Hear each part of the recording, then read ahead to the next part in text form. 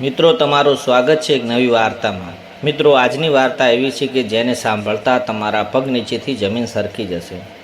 તો મિત્રો વાર્તા સાંભળતા પહેલાં વિડીયો લાઇક અને ચેનલને સબસ્ક્રાઈબ કરજો અને તમારા અન્ય મિત્રો સુધી વિડીયોને શેર કરજો।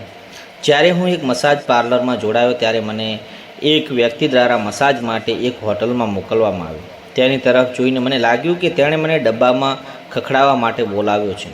મિત્રો હું ગુજરાતનો છું અને જો હું કહું તો સ્વભાવે હું ખૂબ જ સરસ છું, પરંતુ મને પૈસાની ખૂબ જ જરૂર હતી। તેને કારણે પરિસ્થિતિ એવી બની હતી કે હું ગુડ બોયમાંથી બેડ બોય બની ગયો। મેં મારા કેટલાક મિત્રો પાસે પૈસા ઉછીના લીધા હતા, પરત કરી શક્યો નહોતો। તે લોકો મને હેરાન કરવાનું શરૂ કર્યું। હું ઇન્ટરનેટ પર કોઈ કામ શોધી રહ્યો હતો। થોડા સમય પછી મને જ્યારે કંટાળો આવવા લાગ્યો ત્યારે મને એક સુંદર છોકરીનો ફોટો જોયો અને મેં તેના ઉપર ક્લિક કર્યું અને તે ક્લિક મારા જીવનમાં ગેમ ચેન્જર સાબિત થઈ। હવે મસાજની વાર્તા અહીંથી શરૂ થઈ છે। ત્યાંથી ઘણી બધી સાઇટોમાંથી પસાર થયા પછી હું એવી જગ્યાએ આવ્યો કે જ્યાં મને મહેનતુ છોકરાઓની જરૂર હતી અને તેમને મને મસાજ બોય માટે બોલાવવાનું કહ્યું હતું। મેં વિચાર્યું કે બીજું નહીં તો કાંઈ નહીં, સારું કામ તો મળશે। જેમાં કેટલાક ઉલગત શહેરોમાં નામ આપવામાં આવ્યા હતા, જેમાં મારા શહેરનું નામ પણ હતું।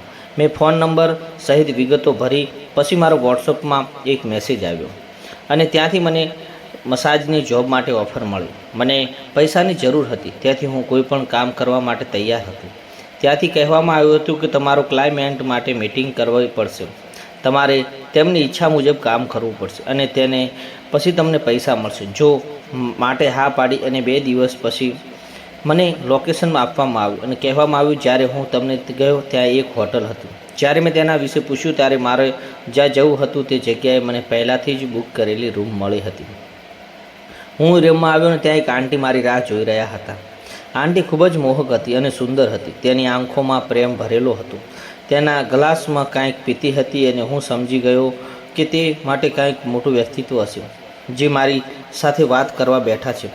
જેમ જેમ તેની પરવાનગી માંગી અને અંદર ગયો અને મને અંદર આવવાનું કહી અને માથું હલાવ્યું શરૂ કર્યું અને ખૂબ જ ખુશ દેખાઈ રહી હતી। તેનું સ્મિત જોઈ મને લાગ્યું કે આંટી એવું હસતી હશે કે જાણે તે મીઠાઈ ખાવા જઈ રહ્યું હોય। 1 મિનિટમાં મને ખબર પડી કે શું કરવું તે મને પૂછ્યું। મને શું કરવું એ બિલકુલ સ્પષ્ટ હતું। મને જોઈ તેણે ગ્લાસ ટેબલ પર મૂક્યો અને મુસ્કરાઈને સોફા પર ફેલાઈ ગઈ। તેણે તેના બંને હાથ સોફાની પાછળ ફેલાવ્યા અને તેના પગ પણ ફેલાવ્યા। આ સમયે એક મોટી પ્રોફેશનલ માસી જેવી દેખાતી હતી। તેના શરીરનો આકાર પણ ખૂબ જ મોટો હતો।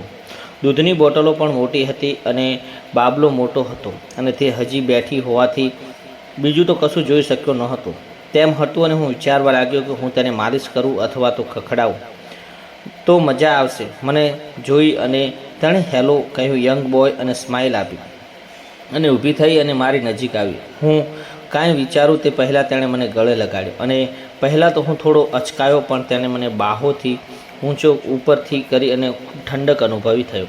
હકીકતમાં મને તેની સાથે આલિંગન કરવાનું આશ્વાસન મળ્યું હતું, પણ મેં તેને થોડી લગાવી અને મારા મગજમાં બધું સ્પષ્ટ કર્યું। મેડમ સાથે મસાજ અને આનંદ કરવા માટે મને પૈસા મળવાના હતા। જ્યારે મેં તેને ગરદનને ચુંબન કર્યું ત્યારે તે વિલાપ કરવા લાગ્યો। પછી થોડી ક્ષણોમાં મારી વચ્ચે રાઉન્ડ શરૂ થયો। મેં મારા બંને હાથ મસાજ કરવાનું શરૂ કર્યું અને તેને રાહતનો અનુભવ કરાવ્યો। લગભગ 10 મિનિટ સુધી મારા હાથ તેના પગ સાથે ઘસતી રહી। આંટીએ ફ્રીજમાંથી વાડીલાલની કેન્ડી કાઢી અને ધીરે ધીરે ચૂસવાનું શરૂ કર્યું। લાંબા સમય સુધી કેન્ડી ચૂસતી રહી અને ખાતી રહી અને હું સખત થવા લાગ્યો। જ્યારે હું મારી જાતને રોકી ન શક્યો ત્યારે મેં પાણી ઢોળી નાખ્યું અને હવે તે પલંગ પર બેઠી અને ફરીથી વિચારવા લાગી કે હું પણ પછી તેને ઉપાડી દઉં અને પાંદડાની જેમ તે સાથે જોઈ રહી હતી। આંટીએ મને પૂછ્યું કે શું તમે પીઓ છો? મેં હા પાડી અને આંટીએ મને અડધો છોડા આપી અને તેમાં પોતે જ ઊભી થઈ અને બોટલ ઉપાડી તેમાંથી 2 ગ્લાસ બનાવ્યા લાગી અને છોડા પણ બરફ નાખીને બનાવ્યા હતા। બંને ગ્લાસની સામે પોતે ઊભી રહી હતી। તેણે કારણે હું ગ્લાસ જોઈ શક્યો નહીં અને તેના હાથમાં હલનચલન કરવા લાગ્યો। હું સમજી શક્યો નહીં કે ચૂપચાપ બેસી રહી છે। પછી આંટીએ મને ગ્લાસ લઈ અને મારી પાસે આવ્યા અને એક ગ્લાસ મારી તરફ લંબાવ્યો અને મેં ગ્લાસ પકડ્યો। અમે બંને ચીયર્સ કર્યું અને ચૂપીથી લેવા લાગ્યા। ટૂંક સમયમાં પહેલો ગ્લાસ પૂરો થયો અને આંટીએ ફરી મને સહવાસ કરવાનું કહ્યું અને સહભાગી અને તેની સાથે જોવા લાગ્યો। અને તેના પગ તરફથી જોઈ રહ્યો હતો ને લંબાઈ વધી ગઈ હતી. આંટીએ તેના નીચેના તરફ જોઈ અને કહ્યું, ફરી પેક બનાવો. હું મારા સાવજને હલાવીને ઊભો થયો. ગ્લાસમાં સોડા રેડી અને તેને પીવા લાગ્યો. આ વખતે આંટીએ મારા ખોવા બેસી ગઈ અને સોડાની મજા લીધી. અમે બંને એકબીજાના શરીરને પીવડાવવા લાગ્યા. ખબર નહીં કે કેમ હવે મને એક વિચિત્ર તાકાત ભરાવા લાગી રહી હતી. સાવ સ્ટીલ જેવું મજબૂત બની ગયો હતો અને તેના શરીરમાં ધુજારી આવી ગઈ હતી. હસવા લાગી કારણ કે તે લપસી ગયું અને પછી તેણે મને કાકીની ડાબલીમાં મનાવી દીધું અને તેના ઘણું બધું પાણી નીકળી ગયું હતું.